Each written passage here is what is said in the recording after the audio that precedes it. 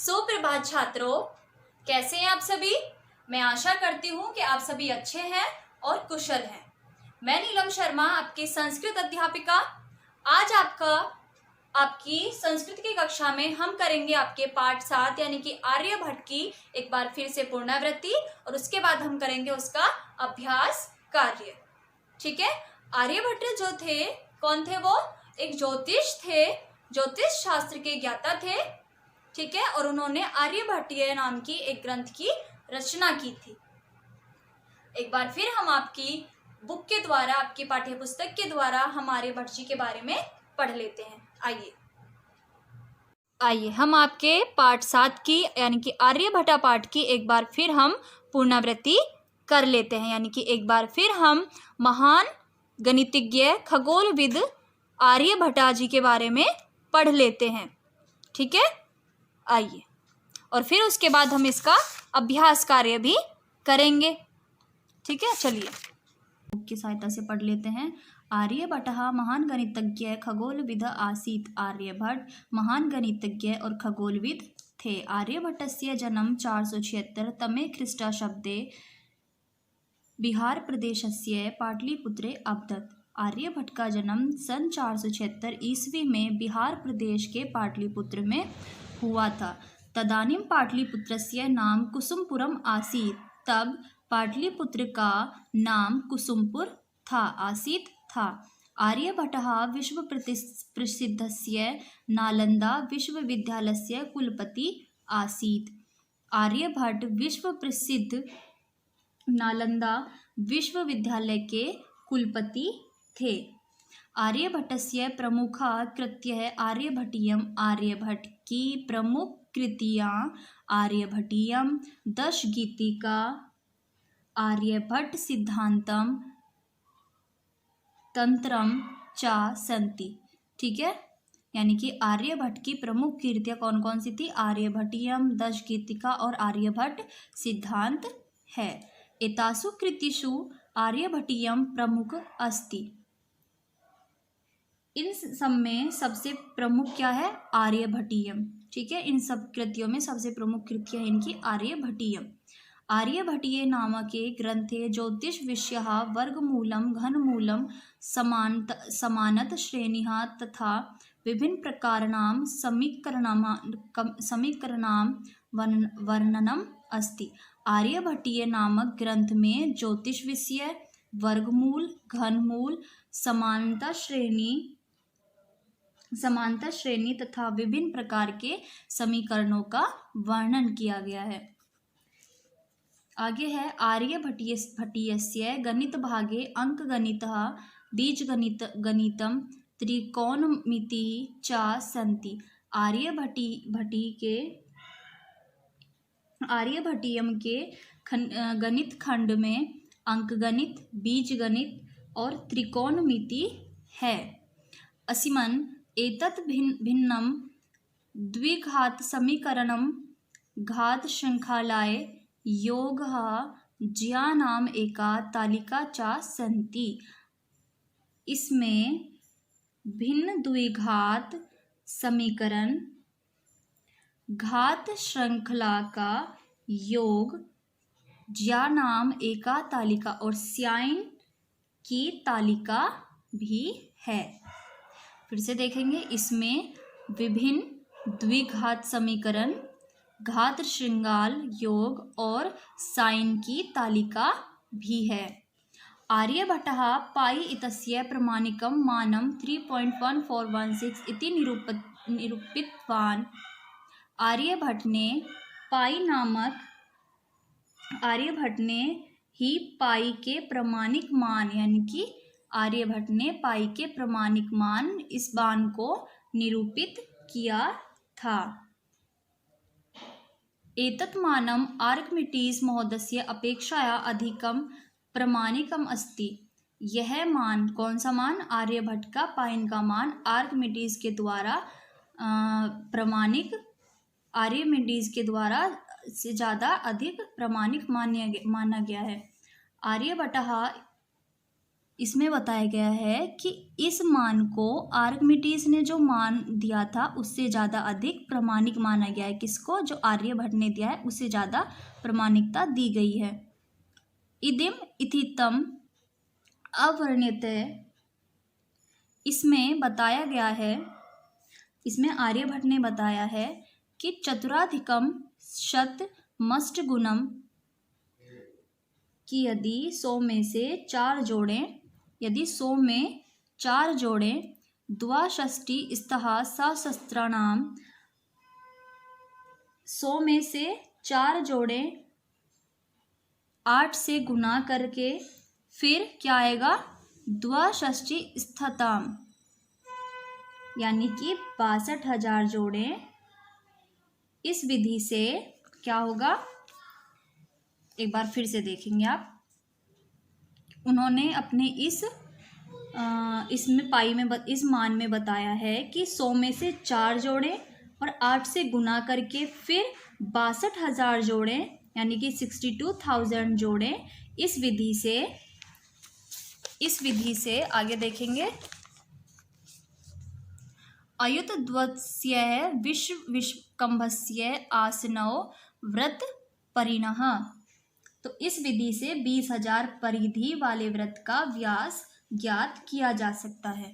आपको यहाँ पर एक एग्जाम्पल दिया गया है कि यदि 100 को 4 से जोड़ें, 8 से गुना करें और फिर उसमें गुना करके फिर 62,000 जोड़ें, और इस विधि में परिधि 20,000 वाले परिधि को यदि हम फिर करेंगे, ये परिधि करेंगे, तो इसमें क्या होगा? व्रत का व्यास ज्ञात हो जाएगा। ठीक है।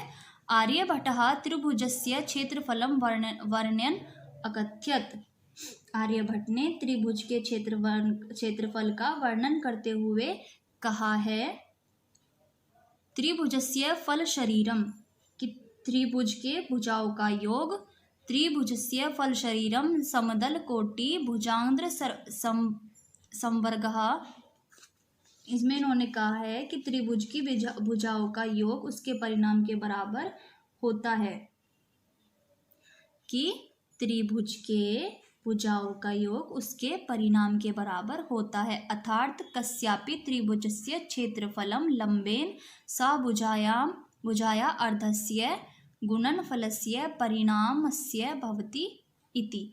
उन्होंने कहा है कि यदि त्रिभुज के भुजाओं का योग उसके कि जो त्रिभुज है उसकी भुजाओं का योग उसके परिणाम के बराबर होता है। आर्यभट्टः एव एतदपि निरूपितवान् यत् पृथ्वी स्वाक्षे एव भ्रमति,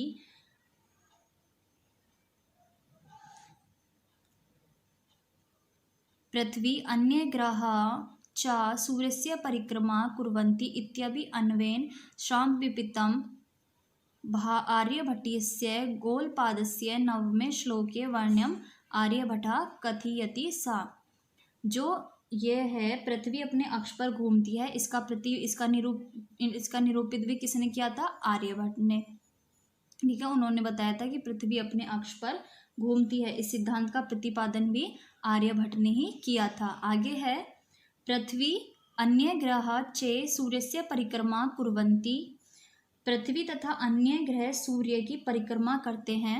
इत्यपि अन्वेन श्रापितम, यह भी आर्यभट्ट ने ही बताया। आर्यभट्टीयस्य गौलपादस्य 9वें श्लोके वर्ण्यम, आर्यभट्टीयम के गौलपाद के 9वें श्लोक में इसका वर्णन करते हुए आर्यभट्ट ने कहा है, अनुलोम गति नौस्यः पश्यत् चलम विलोम मंगम यद्वत् अचलानि भानि तद्वत् संपश्चिष्ट मगानी लंकायाम, कि जिस प्रकार नाव में चलने वाले लोग को यह लगता है कि पहाड़, उसमें बताया कि जिस प्रकार नाव में चलने वाले लोगों को यह लगता है कि पहाड़, वृक्ष या पत्थर आदि उनकी विपरीत दिशा में चल रहे हैं, ठीक उसी प्रकार हमारी धरती भी नक्षत्रों से विपरीत चलती, यानी कि जैसे नाव में बैठे इंसान को लगता है कि जो पहाड़, वृक्ष या पत्थर हैं वो उसके विपरीत दिशा में चल रहे हैं, अपोजिट साइड चल रहे हैं, ठीक उसी तरह हमारी धरती भी जो नक्षत्र होते हैं उनकी विपरीत दिशा में चलती है। आगे है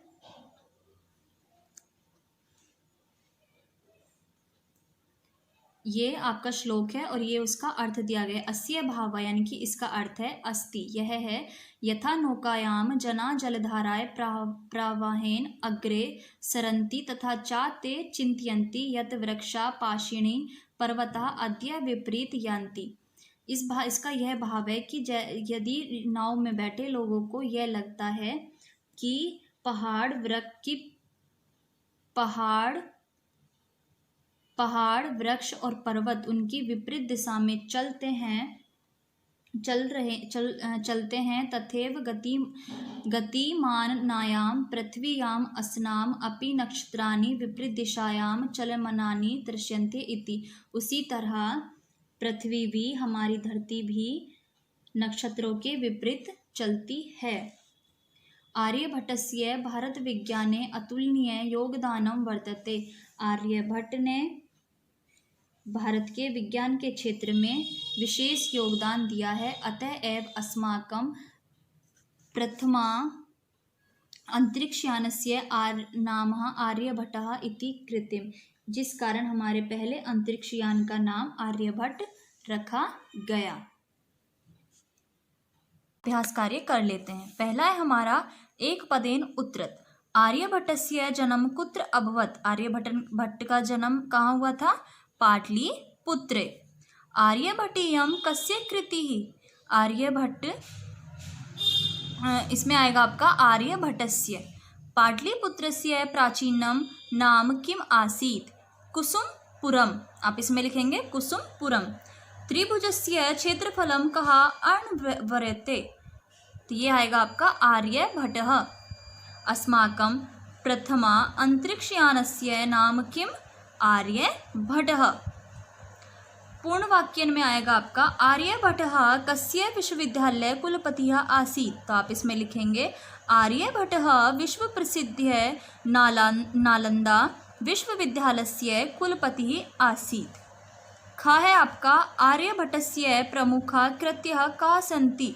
आर्यभट्ट की प्रमुख कृति कौन कौन सी थी? आर्यभट्टीयम, दशकीतिका, आर्यभट्ट सिद्धांतः, तंत्रम च सन्ति। अगला है आर्यभट्टः केन सूत्रेण त्रिभुजस्य क्षेत्रफलम अवर्ण्यते। आर्यभट्टः त्रिभुजस्य फलशरीरं समदलकोटि भुजाद्र संवर्गः सूत्रेण त्रिभुजस्य क्षेत्रफलम अवर्ण्यते। अगला है आर्यभट्टः पाई इत्यस्य किं मानं निरूपितवान्।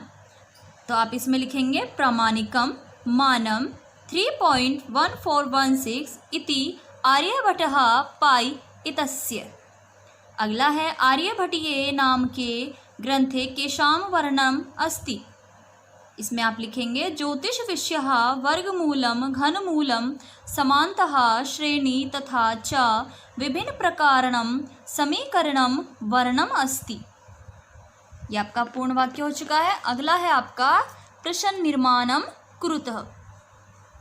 पहला है आर्यभट्टस्य जन्म कुसुमपुरे अभवत। तो आप इसमें लिखेंगे कस्य जन्म कुसुमपुरे अभवत। आर्यभट्टीय नाम के ग्रंथे ज्योतिष विषयः सन्ति। आप इसका प्रश्न निर्माण करेंगे आर्यभट्टीय नाम के ग्रंथे के सन्ति। अगला है पृथ्वी सूर्य से परिक्रमा करोति। पृथ्वी सूर्य से काम करोति। पृथ्वी स्वाक्षे भ्रमति। पृथ्वी कसिमन भ्रमति। अगला है प्रश्न 4। आपको इसमें पदानाम यानी कि पदों के विभक्ति, वचन और लिंग लिखने हैं। तो ये है आपका आर्यभट्ट। तो आप इसमें लिखेंगे आर्यभट्ट और इसका वचन, इसकी विभक्ति कौन सी है? इसकी विभक्ति है प्रथमा और वचन है इसका एक वचन। ये आपका प्रश्न यहाँ पर गलत दिया गया है। इसमें आएगा आपका पदानाम विभक्ति मूलम, पदानाम मूल शब्दः विभक्ति वचनम च लिखत। तो आप यहाँ पे कर देंगे, इसे काट कर आप यहाँ पे कर देंगे मूल शब्द, यहाँ पर आप कर देंगे विभक्ति और यहाँ आप कर देंगे एक वचन, वचनम। ठीक है, इस तरह से आप यहाँ पर इसे ठीक कर लेंगे। तो हमारा का है आर्यभट। आर्यभट का मूल शब्द क्या होगा? आर्यभट। विभक्ति है इसमें प्रथमा और वचन है एक वचनम। कृत्यः तो इसमें आ जाएगा कृति, विभक्ति प्रथमा, वचन बहुवचनम। त्रिभुजस्य मूल शब्द आएगा त्रिभुज, विभक्ति आएगी षष्ठी और वचन आएगा एक वचन। ग्रंथे ग्रंथ सप्तमी और एक वचन। आगे है आपका संधि विच्छेदम कुरुते, यानी कि हमें संधि विच्छेद करनी है। एतदपि तो ये क्या हो जाएगा? एतत् जमा अपि। इत्यापि तो इसका हो जाएगा इति जमा अपि। कस्यापि तो इसका हो जाएगा कस्य जमा अपि। अननेव तो इसका हो जाएगा अनेन एव। ये आपका अभ्यास कार्य पूर्ण हो चुका है। आप इसे अपनी अभ्यास कार्य में करेंगे, आप अपनी इसे बुक में पूर्ण करेंगे।